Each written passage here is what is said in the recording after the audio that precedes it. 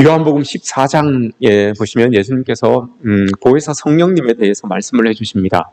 보혜사 성령님은 이제 내가 하늘에 올라가고 성령이 우리에게 오실 터인데 그 성령께서 오시면 하시는 일이 있는데 그 하시는 일이 예수님께서 이 땅에 하신 모든 일들을, 이 땅에서 하신 모든 일들을 가르치시고 생각나게 하실 것이다 라고 이렇게 예수님께서 말씀을 하셨습니다.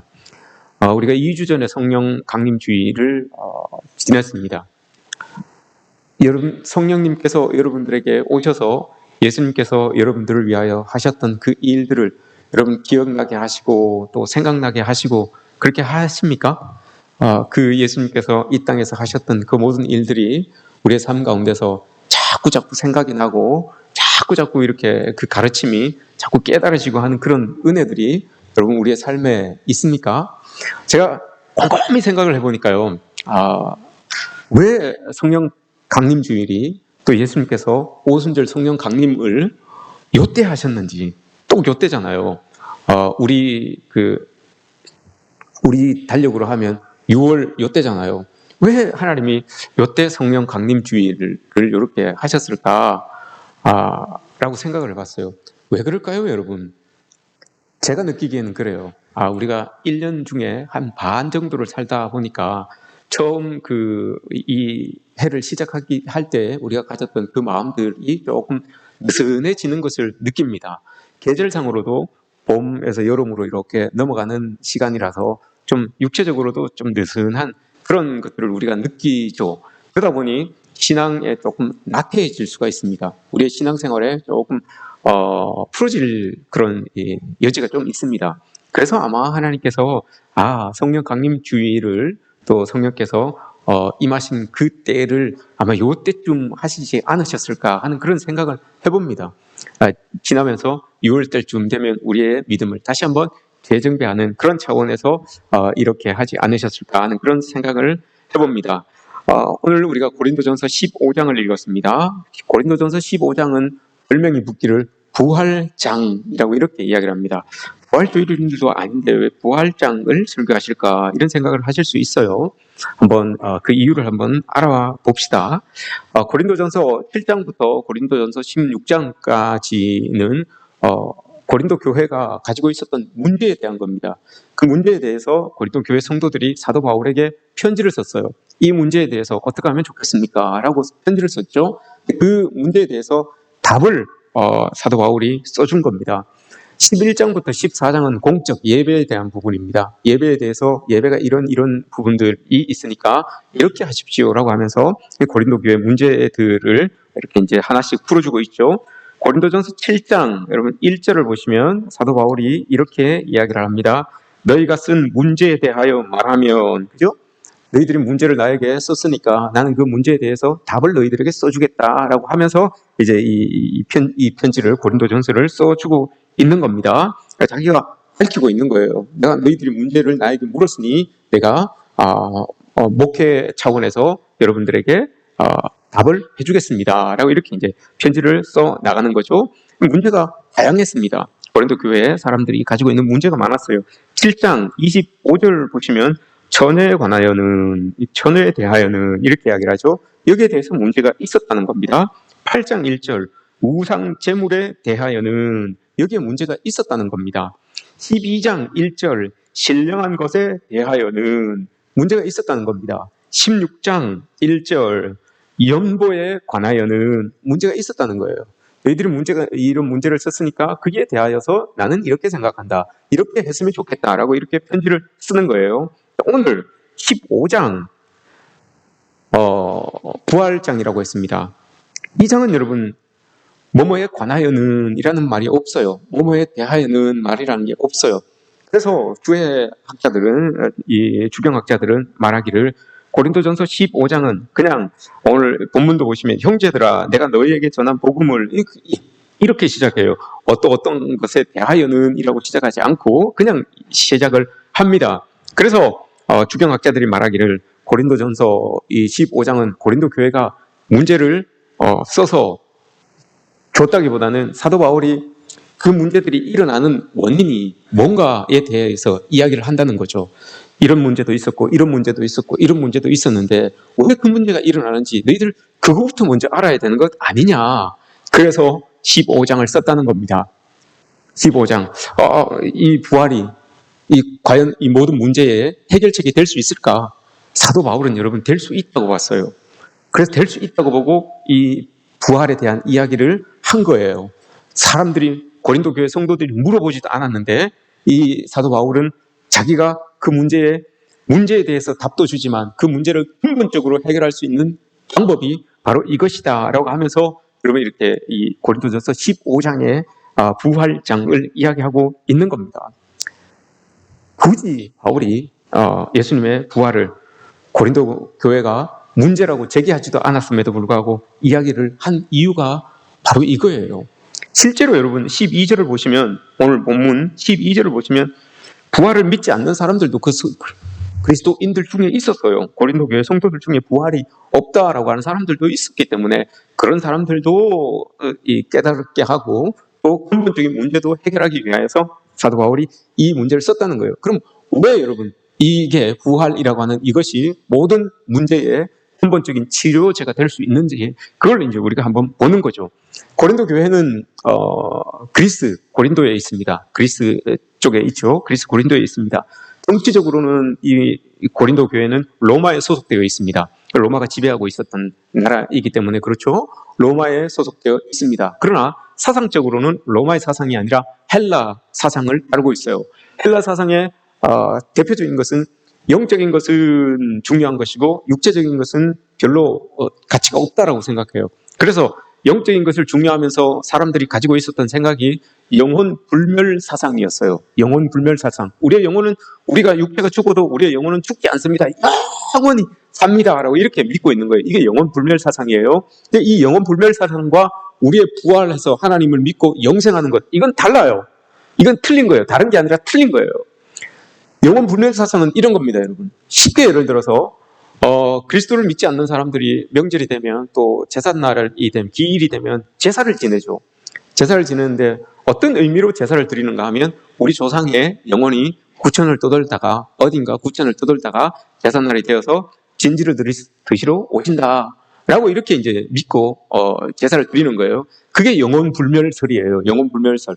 어딘가에 있다가 죽지 않고 어딘가에 있다가 제삿날이 돼서 진지를 드시러 여기 오는구나 라고 이렇게 믿고 있는 거, 이게 영혼 불멸설이에요. 근데 어디로 가는지 어디에서 왔는지 몰라요. 그 조상들이 어디에 왔는지 지금 어디에 거하고 있는지 그건 모르는 거예요. 이게 영혼 불멸설이에요. 그러니까 우리가 믿고 있는 그 부활, 하나님께서 주시는 부활이라고 하는 것은 우리가 여러분 어디에서 왔습니까? 하나님의 창조하심으로부터, 하나님의 택하심으로부터 우리가 이 땅에 온 것 아닙니까? 그리고 우리가 돌아갈 곳은 어디입니까? 하늘나라죠. 그렇죠. 하나님께서 우리를 택하여 주셔서 이 땅에서도 하늘나라를 만들게 하시지만 영원히 살 수 있는 그 하늘나라예요. 우리가 가는 곳은, 가야 되는 곳은 그곳이죠. 그것을 여러분 우리는 앙망하면서 살아가는 거, 이게 여러분 부활신앙이에요. 영혼 불멸설과 부활신앙은 다른 거예요.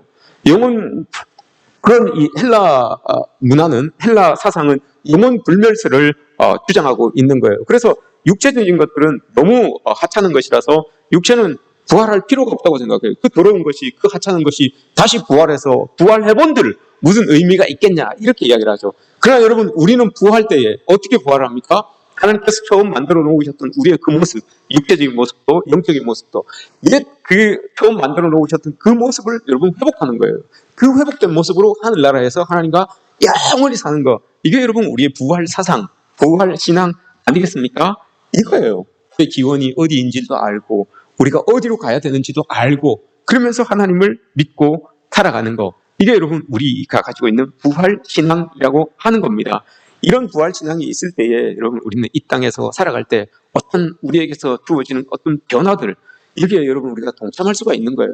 이게 아니면 나에게서 일어나는 그런 어떤 일들, 또 나에게 막 어떤 하나님께서 원하시는 그 어떤 변화들, 이런 것들을 여러분 받아들일 수가 없어요. 이런 사상을, 우리가 부활 신앙을 가지고 있지 않으면 이게 다 우리의 짐스러움밖에 되지 않아요.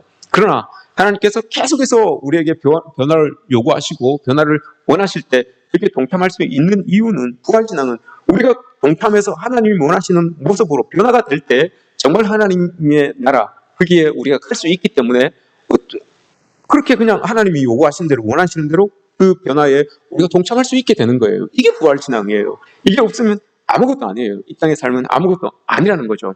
결국 고린도 교회의 문제의 원인을 사도 바울은 톡 집기를 바른 신앙, 부활신앙, 이걸 잊어버렸다, 잃어버렸다라고 하는 것에서 문제의 근원을 찾는 거예요. 그리스도인들에게 바른 신앙, 우리도 마찬가지입니다. 부활신앙, 이것이 우리가 가져야 되는 바른 신앙입니다. 부활신앙이라고 하는 것은 우리가 이 땅을 살지만 이 땅에 속한 자들이 아니라 이 땅을 거쳐서 회복하고 가야 될 그 하나님 나라, 이걸 소망하는 겁니다. 이 땅에 살아가고 있지만 여기가 우리의 종착역이 아니라는 거, 이걸 우리는 거쳐가요. 거쳐서 하나님이 원하시는 그 하늘나라, 그것을 소망하면서 살아가는 것, 이제 여러분 우리의 부활신앙입니다. 이로 말미암아서 이런 부활신앙이 있을 때 우리가 이 땅에서 살아가는 삶, 그 삶에 이런저런 잡다한 문제들이 우리를 툭툭 건드립니다. 그때 여러분, 우린 부활신앙이 있어요. 하나님 나라에 가서 살 사람인데 라고 하는 그 신앙이 있어야지만 이런 잡다한 문제들, 우리를 괴롭히고 우리를 힘들게 하는 그 문제들에서부터 자유하게 되는 거예요. 내가 이 땅에서의 삶이 모든 것이라고 생각하면 여러분, 그런 문제들이 나를 너무 아프게 해요. 너무 힘들게 하고요. 너무 좌절하게 만들어요. 그러나 눈을 들어서 나는 그래도 갈 하나님 나라가 있다라고 하는 그 믿음을 가지고 살아갈 때 그 모든 문제들에서 우리는 자유할 수가 있는 거예요. 거기에서 자유하지 못하면 여러분, 이 땅에서의 삶이 너무 힘들잖아요. 너무 어렵잖아요. 부활에 대한 이야기를 하는 이유가 사도 바울이 이런 아픔을 느끼고 있기 때문에 그런 겁니다. 사도 바울이 오늘 본문 1절에서 이렇게 이야기합니다. 형제들아, 내가 너희에게 전한 복음을 너희에게 알게 하노니 이는 너희가 받은 것이요 또 그 가운데 선 것이라 라고 이렇게 말하고 있습니다. 자신이 전한 복음을 사도 바울은 다시 한번 명백하게 지금 가르치고 싶은 거예요. 내가 너희들에게 옛날에 그때 가르쳤던 그 복음이 있지 않냐, 그 복음을 난 너희들에게 다시 한번 이야기하겠다라고 이렇게 이야기하는 거예요. 여기서 이야기하고 있는 너희에게 알게 하노니, 알게 하다, 명확하게 하다, 명확하게 밝히다, 이 말이에요. 명확하게 밝히니까 너희들 한번 다시 한번 생각해봐라, 이 말이죠. 예전에 고린도에 가서 그 복음을, 자기가 알고 있는 그 복음을 고린도 교인들에게 전해줬어요. 그랬더니 그 고린도 성도들이, 고린도에 있는 성도들이 그 복음을 받아들었어요. 자기가 툭 전했는데 뜻하지 않게 그 사람들이 툭 받았어요. 받고는 이렇게 보고 이게 아무것도 아니네 라고 툭 놓지 않고, 야, 이게 복음이구나 라고 하면서 그것을 자기들의 삶에다가 착 까는 거예요. 그 삶의 자리에다가 그 복음이라고 하는 것을 여러분 딱 이렇게 다지기 시작하는 거예요. 그리고 그 다져진 그 터 위에 고린도 교회를 세운 거예요. 이게 고린도 교회였어요, 여러분. 사도 바울이 툭 때렸는데 받았어요. 받고 보고 그걸 가지고 자기들의 삶의 터를 다진 거예요. 그리고 그 위에 고린도 교회를 또 지은 거예요. 이게 고린도 교회의 성도들이 처음 받았던 복음이었어요. 바울을 통하여서 받았던 처음 복음이었어요. 그래서 고린도 교회는 고린도 교회됨의 근거가 바로 이 복음이었어요. 그리고 고린도 교회의 성도들은 성도됨의 근거도 이 복음이었어요. 이거 빼놓고는 아무것도 아니었어요. 자기들이 받았던 그것으로 틀을 닦고 그 위에 세워진 교회, 그 교회에서 신앙생활 하는 거, 이거 빼놓고는 고린도 성도들은 아무것도 아니었어요. 이게 다였어요. 그들의 삶에 있어서, 믿음에 있어서 다였어요. 그래서 1절에서 그가 또 그 가운데 선 것이라, 그 앞에 여러분 굳게라고 하는 말이 빠져 있습니다. 굳게라고 하는 말이 빠져 있는데 이게 어떤 말이냐? 스테코라는 말인데, 여기는 흔들림 없이 그 복음, 처음 받았던 그 복음 위에 너희들이 굳게 한결같게 서 있었다, 이 말이에요. 그 서 있었다라는 그 말 안에는 어떤 의미가 있는가 하면, 처음 너희들이 받았던 그 영향력이 계속해서 지금까지도 계속해서 그 영향력이 끼쳐지고 있다, 이 말이에요. 그냥 한번 믿고 그때 끝난 것이 아니라 그 믿음으로 말미암아서 지금까지 그 영향력이, 믿음의 영향력이 지금까지 내가 선 자리에 영향력이 계속 끼쳐지고 있다, 이 말이에요. 사도 바울이 봤을 때는, 사도 바울이 느끼기에는, 사도 바울이 생각하기에는, 원하기에는 고린도 교회가 그랬으면 좋겠다는 거죠. 처음 내가 너희들이 받았던 그 복음의 영향력이 지금까지도 나는 너희들에게 있어지기를 원한다, 있었으면 좋겠다, 이 말로 하는 거예요. 이 말을 하는 거예요. 그러면서 자기가 가르쳤던 그 복음에 대해서 이야기를 합니다. 근데 여러분 그렇습니까? 지금 고린도 교회 성도들이 복음 위에 여러분 굳게 서 있습니까? 하나님 사도 바울이 증거했던 그 복음이 복음 위에 여러분 지금 이 고린도 교회들이 굳게 서 있습니까? 아니잖아요. 문제가 있잖아요. 자기들이 이야기하잖아요. 이런 문제가 있습니다. 이런 문제가 있습니다. 이런 아픔이 있고 이런 절망이 있습니다. 그러니 여기에 대해서 답 좀 해주십시오. 목회 차원에서 답 좀 해주십시오라고 이렇게 편지를 쓴 거 아니에요. 그럼 굳게 서 있지 못하다는 거예요. 그 처음 받았던 그 복음 위에 굳게 서 있지 못하다는 거예요. 그래서 문제 때문에 편지를 쓴 거죠. 문제 많은 지금 바울이 그럼에도 불구하고 바울은 지금 니들 굳게 쓴 것이라 라고 이렇게 이야기를 하는 이유가 있습니다. 왜 그렇습니까, 여러분? 왜 사도 바울은 문제가 엄청 많아서 그 문제를 풀어달라고 지금 편지한 고린도 교인들에게 자기는 아무 문제가 없다, 너희들 믿음 위에 굳게 서 있다라고 이렇게 편지를 쓴 이유가 뭘까요? 두 가지 이유가 있습니다, 여러분. 이렇게 편지를 쓴 이유는 첫 번째, 문제 많은 지금 너희들 교회가 그 교회됨의 증거, 그 성도됨의 그 근거, 그걸 뭘로 삼고 있는지 너희들 한번 살펴보라. 스스로 살펴보아라. 이 말이죠. 옛날에는 그러지 않았지 않냐. 옛날에 너희들의 교회됨의 증거가, 성도됨의 근거가 뭐였냐. 내가 전해줬던 이 복음 아니냐. 그 복음이 있을 때에 너희들이 어땠냐. 그걸 보라는 거죠. 근데 지금은 어떠냐. 지금도 교회됨의 근거가 내가 전한 그 복음이냐. 너희들의 성도됨의 근거가 내가 전한 그 복음이냐. 그걸 한번 생각해 봤으면 좋겠다. 이 말이죠. 그게 아니란 말이에요. 지금 근거가 아니라는 거죠. 교회됨의 증거도, 성도됨의 근거도 지금 옛날에 바울이 전했던 그 복음이 근거가 아니라는 거예요. 그러니 한번 생각해 보라는 거예요. 지금은 어떻냐? 뭘 근거로 삼고 있느냐?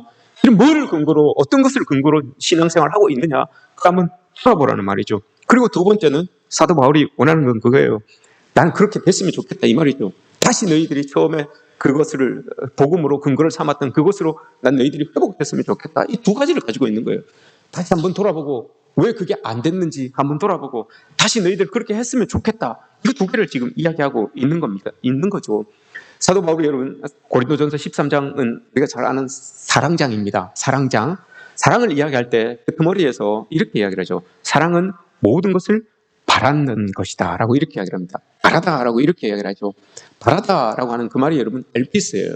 만년필 이름이 아니에요. 엘피스라고 하는 만년필도 있는데 만년필 이름이 아닙니다. 이 바라다라고 하는 그 말 안에는 나는 그 사람에게 소망을 품고 있다 이 말이에요. 사랑하다. 사랑은 모든 것을 바라다라고 할 때 그 바라다라고 하는 것은 나는 그 사람에게 소망을 품고 있습니다 이 말이에요. 사도 바울이 지금 여러분 고린도 교회 성도들에게 소망을 품고 있어요. 어떤 소망요? 사랑으로 그들을 바라고 있어요. 어떻게 바라고 있어요? 뭘 바라고 있습니까? 예전에 그때 너희들 문제 없을 때, 너희들 그 복음 들고 뜨거웠을 때, 그때 나는 그때로 너희들이 돌아갈 것을 나는 소망하고 있다. 나는 바라고 있다. 그렇게 지금 사도 바울이 고백을 하고 있는 거죠. 바울이 계속해서 이야기를 합니다. 바울이 1절에서 복음이라고 그러고 2절에서는 그 말이라고 합니다. 복음과 그 말은 동의어입니다. 똑같아요. 똑같은 말입니다. 그 두 가지에 대해서 어떻게 이야기를 하는가 하면 이렇게 이야기해요. 그게 믿음 아닙니까? 믿음에 대해서 이렇게 이야기를 합니다. 2절에서 너희가 만일 내가 전한 그 말을 굳게 지키고 헛되이 믿지 아니하였으면 그로 말미암아 구원을 받으리라 라고 이렇게 이야기를 합니다. 이걸 2절을 보면서 여러분 우리는 구원에 대해서 믿음에 대해서 두 가지를 볼 수가 있어요. 긍정적인 한 면으로 이야기할 수 있고 부정적인 한 면으로 이야기할 수 있죠. 긍정적인 한 면은 뭡니까 여러분? 굳게 지키고입니다. 굳게 지키고 바울이 전한 그 복음 우리에게 믿음으로 받아들여졌으면 그것을 먼저는 굳게 지켜야 된다 이 말입니다. 굳게 지키다 이 말이 여러분 어떤 의미를 가지고 있습니까? 상하지 않게 돌본다 이 말입니다. 상하지 않게 돌본다. 믿음이라고 하는 것은 나에게 주어진 그 하나님의 말씀을 상하지 않게 내가 돌보는 거예요. 이걸 어떻게 상하지 않게 돌봅니까? 말씀을 쉽게 예를 들어서 이런 겁니다 여러분. 대통령 경호원이 있습니다. 경호원의 의무가 뭡니까 여러분? 해야 될 일이 대통령을 안전하게 보호하는 거잖아요. 그죠? 안전하게 보호하는 게 경호원의 임무입니다. 자, 대통령이 이렇게 이제 연설을 합니다. 연설을 하는데 경호원이 자기가 대통령을 안전하게 보호해야 되는 게 자기의 임무다 보니까 대통령이 이렇게 서서 연설을 하고 있는데 그 앞에서 대통령을 보호한다는 명목으로 대통령이 이렇게 서 있는데 그 앞에 이렇게 서서 막 이렇게 대통령을 이렇게 보호하고 있는 거예요. 이렇게 막 이야기하고 있는데 요 바로 앞에서 막 이렇게 보호하고 있는 거예요. 이게 여러분 안전하게 지키는 겁니까? 상처나지 않게 지키는 겁니까? 굳게 지키다 상처나지 않게 돌보는 겁니까? 앞에 서서 막 대통령이 이렇게 하면 자기도 이렇게 하고 이렇게 하면 이렇게 하고 다 가려지는 거예요. 이게 여러분 굳게 지키다라는 말이 아니에요. 복음이라고 하는 것을 굳게 지키다, 굳게 서다라고 굳게 지킨다라고 하는 건 상처나지 않게 돌본다라고 하는 것은 여러분 지키되 스포트라이트가 자기에게 비춰지면 안 되는 거죠. 그 스포트라이트가 지금 경호원에게 나가고 있어요. 대통령은 뒤에 있고 스포트라이트가 경호원에게 나가고 있어요. 이렇게 되면 굳게 지키는 게 아니에요. 상처나지 않게 지킨다는 게 아니에요. 굳게 지킨다는 말은 여러분 내가 어디에 있든지 어느 자리에 앉아 있든지 내가 보이는 것이 아니라 말씀이 보이는 거예요. 이게 굳게 지키는 거예요. 믿음이라고 하는 것은 우리에게 들어오는 이 복음, 그 복음, 그리스도의 십자가, 예수의 부활, 이게 여러분 보여지는 거예요. 내가 보여지는 게 아니고요. 그게 굳게 지키는 거예요. 내가 나의 삶의 자리에서 열심히 살아갈 때 내가 보이는 게 아니라 십자가가 보이는 거예요. 사람들에게서. 사람들이 이렇게 보니까 십자가가 보이는 거예요. 부활의 소망이 보이는 거예요. 그게 굳게 서는 거예요. 믿음에 굳게 선다는 게 여러분 이런 거예요. 흔들리지 않는 터 위에 우리가 굳건하게 이렇게 서 있는 것이 아니라 내가 어떤 상황 속에 있을지라도 흔들리는 상황이든 넘어지는 상황이든 그 자리에 있을 때에 십자가가 보이는 거예요. 내 안에 있는 복음의 그 십자가가 이렇게 드러나고 부활이 보여지는 것. 이게 굳게 지키다라고 하는 겁니다. 내가 나의 일거수 일투족 때문에 그 말씀, 예수 그리스도의 십자가 부활, 이게 여러분 상하지 않는 거, 이게 굳게 지키다라는 겁니다. 사도 바울은 이걸 원하고 있어요. 굳게 지켜야 되는데 너희들이 어떤 상황 속에서도 십자가가 보여지게, 부활이 보여지게 그렇게 해야 된다라는 거죠. 그 말은 뭡니까 여러분? 지금 고린도 교회의 상황 속에서 십자가가 안 보인다는 거예요. 부활의 그 은혜가 안 보인다는 거예요. 소망이 안 보인다는 거죠. 그래서 이걸 이야기하는 겁니다. 두 번째는 뭐라고 합니까? 부정적인 표현으로 이렇게 이야기를 하죠. 2절에서 헛되이 믿지 아니하였으면 헛되이 믿지 아니하다 이 말입니다. 바울은 믿음을 헛되이 믿지 않는 것이라고 이렇게 이야기를 합니다. 헛되이 믿는다는 게 이게 어떤 의미일까요, 여러분? 헛되이 믿다라고 하는 이 말은 내가 받아들이고 내가 전한 그 복음, 이 복음을 내가 목적도 없이 의미를 깨닫지도 못하고 모르고 까닭도 모르고 이 말이에요. 예수의 십자가를 깨닫지도 못하고 이유도 모르고 까닭도 없이 그냥 친구 따라 강남 간다고 예배 드리러 가니까 같이 따라가고 찬양하니까 같이 찬양하고 그렇게 믿는 거, 이게 헛되이 믿는다라는 거예요. 그런데 사도 바울은 헛되이 믿지 않아야 된다라고 이렇게 이야기를 하죠. 고린도 교회가 분쟁이 일어나고 있는 이유는 이유가 없기 때문에, 까닭이 없기 때문에, 너희들이 믿는, 하나님을 믿는, 복음을 따라가는 그 이유를 모르고 까닭도 모르고 너희들이 그 자리에 앉아 있으니까 문제들이 자꾸 터지는 것 아니냐라고 이렇게 말하는 겁니다. 그게 뭡니까? 그게 지금 이야기하고 있는 이 복음의 진수, 그걸 3, 4절에서 다시 이야기해 주잖아요. 내가 전한 복음, 내가 전한 그 말, 너희들이 굳게 서야 되는 그 터전, 그게 뭐냐? 그게 3절, 4절이에요. 예수 그리스도께서 십자가에 죽으셨고 다시 부활하셨다는 거. 그거 아니면 아무것도 아니다라고 이렇게 지금 말해주고 있는 겁니다. 그게 어떻게 됩니까? 3절 말씀을 보시면 내가 받은 것을 먼저 너희에게 전하였노니 이는 성경대로라고 이렇게 얘기를 합니다. 라파스라는 말입니다. 성경대로. 이건 단수가 아닙니다, 여러분. 복수예요. 성경대로. 성경들에 많이 쓰여 있지 않느냐. 그래서 우리의 죄를 위하여서 죽으셨다라고 하는 이 말이 여러분 성경 여러 곳에 쓰여있잖아요. 그러니까 복수예요. 라파스, 복수예요. 한 곳에만 쓰여져 있는 게 아니고요. 그 뒤에 4절에서 보시면 사흘 만에 부활하신다. 이것도 여러분 앞에 성경대로라고 하잖아요. 이것도 복수예요. 한 번 이야기하신 게 아니라 여러 책에 이사야에서, 예레미야에서, 마태복음에서, 마가복음에서 여러 번 이야기했기 때문에 성경대로 그라파스 복수를 쓰는 거예요.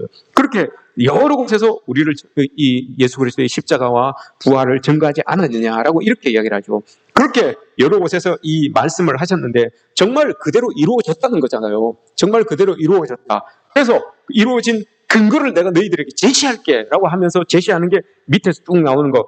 게바에게 예수님께서 보이셨고, 여러분 예수님께서 제일 처음 부활하신 그 예수님을 제일 처음 본 사람이 누굽니까? 게바가 아니잖아요. 제일 처음 사람 본 사람은 게바가 아니라 여인들이었어요. 그죠? 여인들이었어요. 근데 왜 이 사도 바울은 게바를 먼저 이야기했을까요? 게바가 누굽니까, 여러분? 게바는 베드로입니다.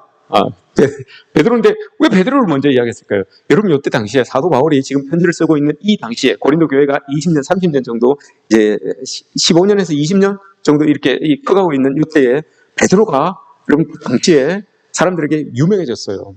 베드로가 성령을 받고 난 다음에 베드로가 예루살렘 교회의 수장으로서 지도자급으로 확 부상을 해요. 그래서 주변에 있는 많은 사람들에게 베드로가 잘 알려져 있는 그런 상황이에요. 그러니 여러분 오늘 말씀을 보세요. 12절에 부활이 없다라고 하는 그런 성도들도 있는데, 그런 사람들도 있는데, 그런 사람들에게 여인을 이야기하는 게 더 효과적이겠습니까? 베드로를 이야기하는 게 더 효과적이겠습니까? 더 효과적인, 베드로가 사람들에게 유명세를 타고 있으니까 베드로도 예수 그리스도의 십자가를 알고 부활을 안다라고 이렇게 이야기를 하는 게 더 영향력이 있지 않겠습니까? 그래서 베드로를 이야기한 거죠. 게바를 이야기한 거죠. 그리고 그 다음은 누구라고 이야기합니까? 후에 12제자에게 보이셨습니다. 예수님 돌아가시고 여러분 예수님 부활하실 때 제자들이 몇 명이었습니까?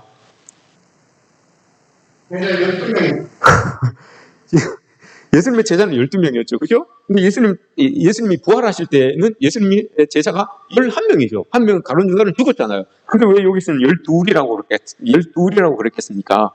사도행전 1장 21절, 22절 말씀을 보시면 이제 베드로가 제안을 합니다. 우리 예수님의 제자 한 명이 비었는데 우리 한 명을 보선합시다라고 이렇게 이야기를 해요. 근데 보선할 때의 조건이 있어요. 이런 사람으로 자격을 제한합시다라고 이렇게 이야기를 합니다. 그 자격이 뭐냐 하면 예수님께서 세례 요한 때부터 세례를 받고 십자가에 죽으시고 부활하시고 승천하신 것을 우리와 함께 본 사람, 이렇게 이야기를 합니다. 그러니 여러분 그 본 사람에서 한 명을 뽑았으니까 마티아라고 하는 사람이 뽑혔잖아요. 그 사람도 예수 그리스도의 부활을 본 사람이잖아요. 조건이 세례를 받으시고 십자가에 사역하시고 십자가에서 죽으시고 부활하시고 승천하신 것을 본 사람 중에 우리가 뽑자라고 했으니까 거기에서 뽑힌 마티아는 그러면 예수님의 승천 부활을 다 봤다는 거잖아요. 그죠? 그러니까 여기 베드로는 사도 바울은 그것을 알고 있기 때문에 12제자라고 이렇게 이야기를 한 거예요. 12명의 제자라고 이렇게 이야기를 한 거고, 그 다음 500여 형제에게 일시에 보였다라고 이렇게 이야기를 합니다. 500여 형제, 이 사람들도 마찬가지죠. 그러면 보세요 여러분, 베드로와 이 제자들이 부활하신 주님을 만났다는 증거를 어디에서 알 수 있습니까 여러분? 이 사람들이 그렇게 고백한 것도 아닌데 사도 바울이 이 사람들이 어떻게 예수님을 만났다라고 이렇게 증거할 수 있겠습니까? 그건 여러분 너무 쉬워요.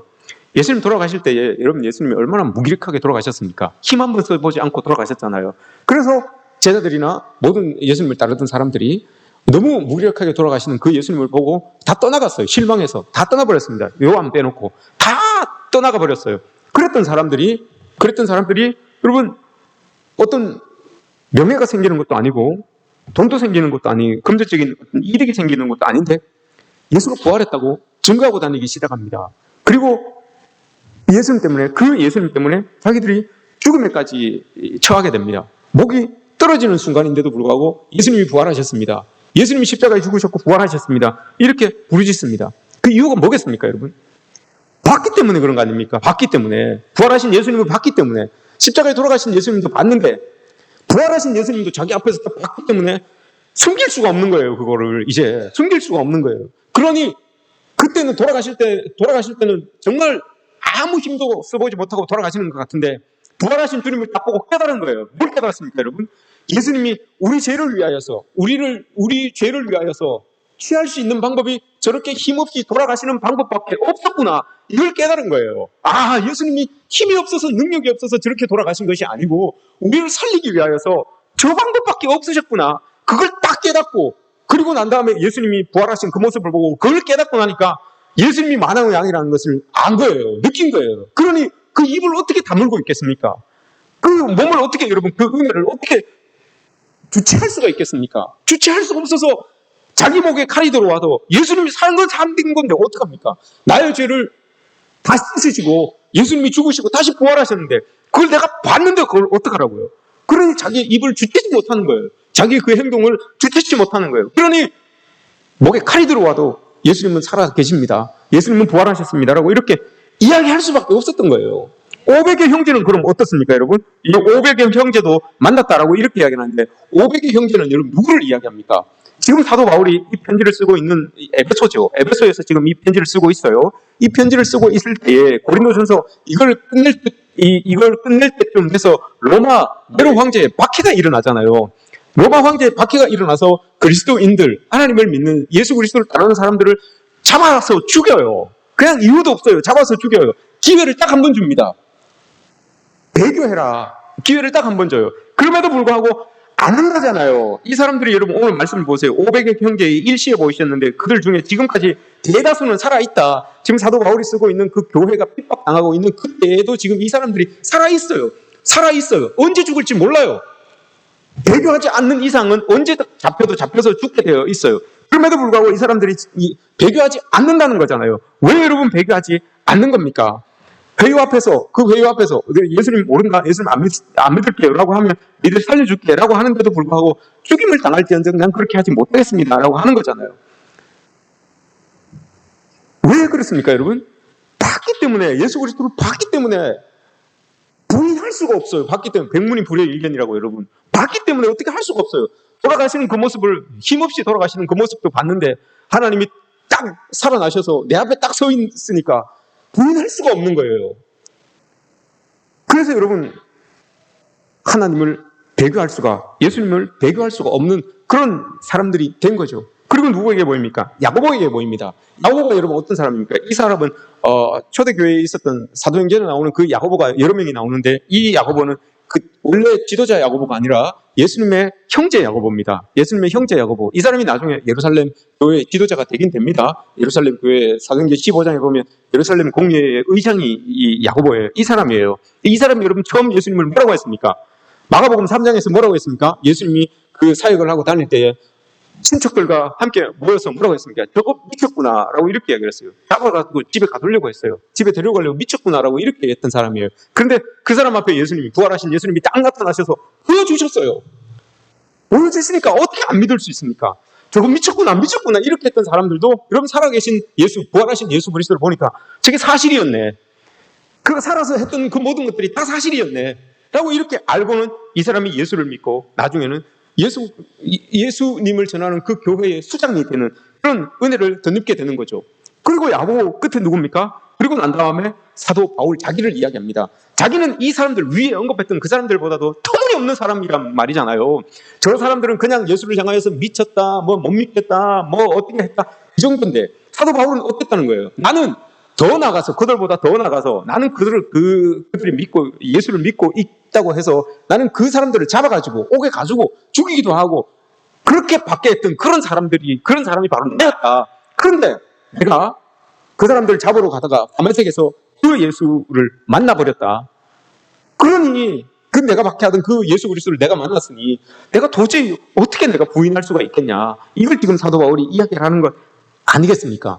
그리고 뒤에는 복음의 빚진 자들, 12제자뿐만이 아니라 여러분 많은 제자들에게, 사도들에게도 나타났다라고 이렇게 이야기를 하잖아요. 그 사도들도 마찬가지예요. 모든 사도도 여러분 복음의 빚진 자를 이야기하는 거예요. 우리도 마찬가지고요, 여러분. 복음의 빚진 자는 여기에 성경에 나오는 이 사람들만 복음의 빚진 자들이 아니라 우리 여러분 다 복음의 빚진 자예요. 그 복음의 빚진 자라면 그런 의미에서 우리도 여러분 이 복음을 들고 나가서 증거해야 될 그런 사명들이 다 있다는 것을 말씀이 이야기해주고 있는 겁니다.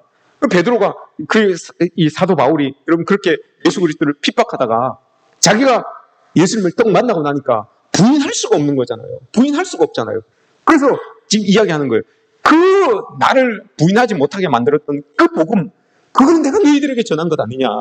그래서 너희들도 그거 받아들여가지고 그걸 너희들의 터로 삼고 그 터 위에 교회를 짓고 모든 성도들이 아버지의 이름을, 예수의 이름을 부르면서 그 사람 의지하며 그분 의지하며 그렇게 살았던 것 아니냐.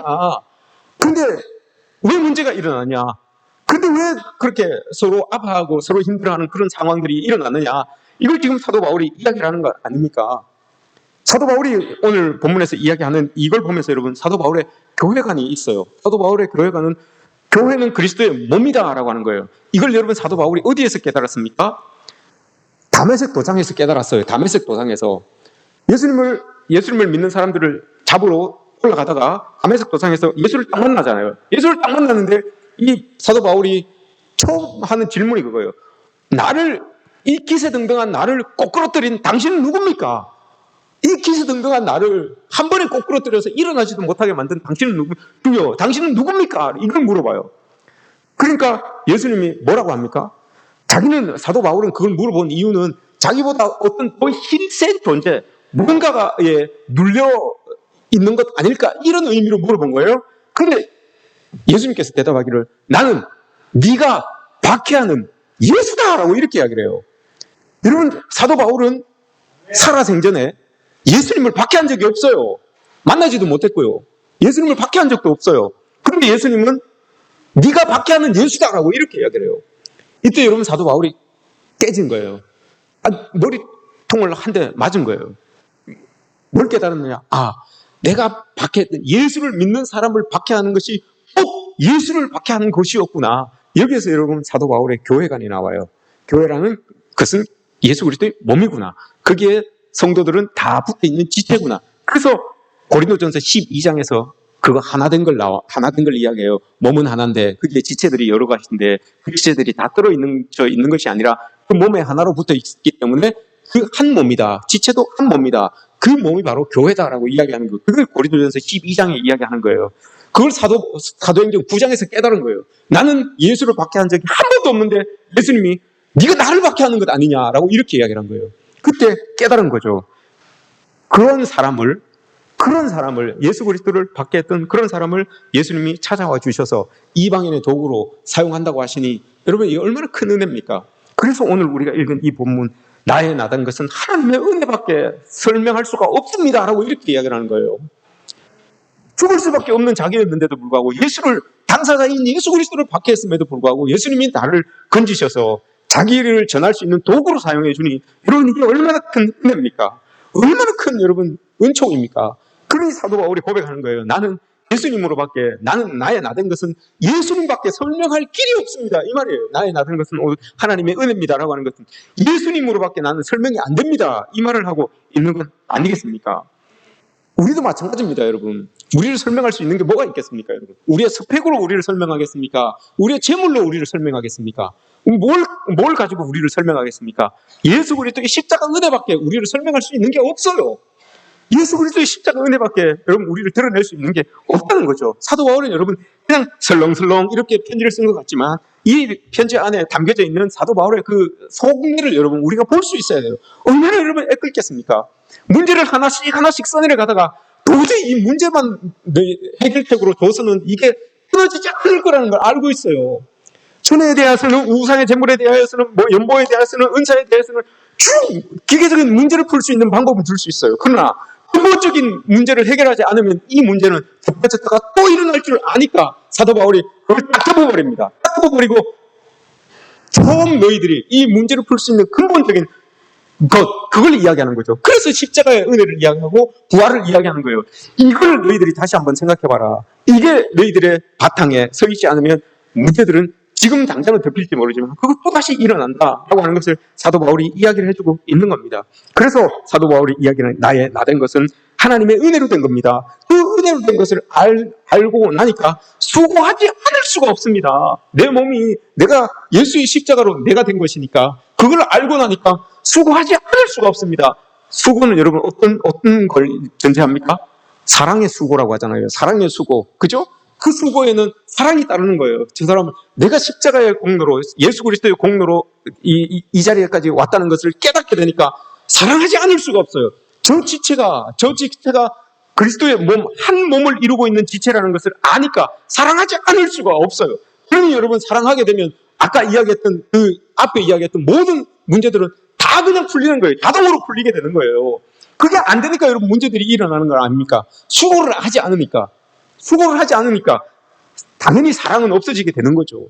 그런데 하나님의 은혜를 십자가 은혜를 깨닫고 나니까 그 수고가 다시 일어나는 거예요. 그 수고를 통하여서 사랑이 또 뒷받침되는 거예요. 그러니 문제가 하나하나 없어지게 되는 것 아니겠습니까? 이게 사도 바울이 원하는 거죠.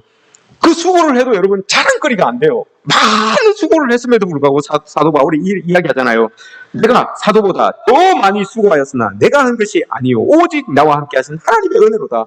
내가 많이 수고했음에도 불구하고 자랑할 게 한 개도 없어요. 왜냐? 그 은혜가 너무 크니까. 그 은혜가 나를 자꾸 시키니까. 내가 수고하게 한 그 동기도 하나님의 은혜이기 때문에 자랑할 게 없어요. 많이 한 것 같은데도 내가 드러낼 게 없어요. 그랬잖아요, 여러분. 대통령 앞에서 왔다 갔다 하는 게 아니라 그걸 가리지 않아야 되는 거예요. 스포트라이트는 다 대통령에게 가는 것처럼. 그게 여러분 믿음이에요. 국회 선장하는 거잖아요. 사도 바울이 그렇게 고백하고 있는 거예요. 아무리 내가 많은 일을 해도 자랑거리가 한 개도 없다는 거예요. 하나님의 은혜에 비교해 보니까 아무것도 없다라고 이렇게 이야기를 하는 거죠. 이런 모습들이 여러분 우리에게 있어져야 되겠습니다. 여러분 우리의 삶이 퍽퍽하십니까? 삶의 자리에 자꾸 여러분 안 좋은 일들이 또 불화와 어려운 문제들의 중심에 내가 자꾸 여러분 이익이 됩니까? 그렇다면 여러분 우리도 이걸 한번 생각해 봐야 됩니다. 내 주변이 이런 일들로 이렇게 자꾸 꼬여질 때에 나도 여러분 나의 삶의 터전이 십자가의 은혜에 기반하여서 그 부활의 소망을 기반하여서 살아가고 있는지 여러분 우리가 이걸 다시 한번 우리의 모습을 돌아보게 되죠. 여기에 기반을 두고 있으면 여러분 세상의 삶의 자리에서도 분명히 이것이 드러나게 되어 있는 거죠. 오늘 사도 바울이 본문을 이렇게 마칩니다. 그러므로 너나 그들이나 이같이 전파하며 너희도 이같이 믿었느니라 라고 이렇게 이야기합니다. 믿었느니라. 여러분 이게 시제로 따진다면 현재일까요? 과거일까요? 미래일까요? 믿었느니라. 과거입니다. 과거. 믿었느니라. 그럼 지금은 어떻다는 겁니까, 여러분? 나나 너희들이나 나나 그들이나 이같이 전파하며 이같이 전파한 게 예수 그리스도의 십자가와 부활의 은혜 3절 4절이에요. 3절 4절을 전했다는 거죠. 1절 2절에서 너희들 처음에 이야기했던 처음 너희들에게 전했던 그거였는데 지금 11절을 보시면 이같이 믿었느니라. 너희도 이같이 믿었느니라. 3절 4절 말씀 그것을 너희들도 믿긴 믿었다 이 말이죠. 믿긴 믿었다. 그런데 그 영향력이 제가 처음 뭐라고 그랬습니까? 영향력이 여기까지 안 오고 있다는 거예요. 지금 내가 서 있는 이 자리까지 그 믿음의 영향력이 그 복음의 영향력이 안 오고 있다는 거죠. 처음에는 너희들이 그렇게 예수 그리스도의 십자가의 부활을 십자가 소망과 십자가 은혜와 부활의 소망을 안고 살아왔는데 너희들 지금은 어떻냐 이 말이에요. 물어보라는 거예요. 너희들 스스로 돌아보라는 거예요. 너희들 지금 어떻니? 그 믿음 위에 그대로 서 있니? 그 믿음이 너희들을 지금 다스리고 있니? 그런데도 교회에 그런 문제가 있을 수 있을까? 이걸 물어보고 있는 거예요. 믿었느니라 라고 이렇게 이야기하는 것은 아주 단순한 말인데도 불구하고 그 고린도 교회 성도들을 확 돌아볼 수 있게끔 자기들을 돌아볼 수 있게끔 이 말로 이렇게 마침하는 것을 우리가 보게 됩니다. 지금은 어떻냐? 물어보는 겁니다. 역시 그렇게 지내고 있니? 그 믿음 가지고 있니? 받아들이고 보고 털을 닦고 그 위에 세운 교회를 세우기까지 했던 그 복음, 그 말씀 그대로 그거 지금 영향력 아래 있니? 이걸 물어보고 있는 겁니다. 여러분 우리가 성령 강림주의를 지나고 성령의 인도하심과 성령의 가르치심과 성령의 깨닫게 하심 그것을 여러분 우리가 덧입으며 살아가야 될 것 같습니다. 왜냐? 우리도 여러분 이런 것들을 생각하지 않고 우리의 삶에서 이걸 자꾸 반추하지 않으면 우리도 고린도 교회 성도들처럼 처음은 그렇게 화려하게 멋있게 출발했지만 자꾸 나날이 시들어가는 그런 우리의 믿음들, 우리의 신앙생활들 이런 것들을 우리가 자꾸 접하게 됩니다. 자꾸 경험하게 됩니다. 그럴 때마다 여러분 오늘 사도 바울이 고린도 교회 성도들을 향하여서 쓴 이 말씀을 여러분 다시 한번 기억합시다. 십자가의 은혜를 떠나서는 부활의 소망을 떠나서는 우리에게는 아무것도 없습니다. 나의 나된 것은 오로지 하나님의 은혜, 십자가의 은혜 이것밖에 없다는 것을 여러분 우리가 기억하시고 우리의 삶 가운데 늘 예수 그리스도의 십자가의 은혜와 부활의 소망을 기억하면서 살아가시는 저와 여러분들 되시기를 주님의 이름으로 축복합니다.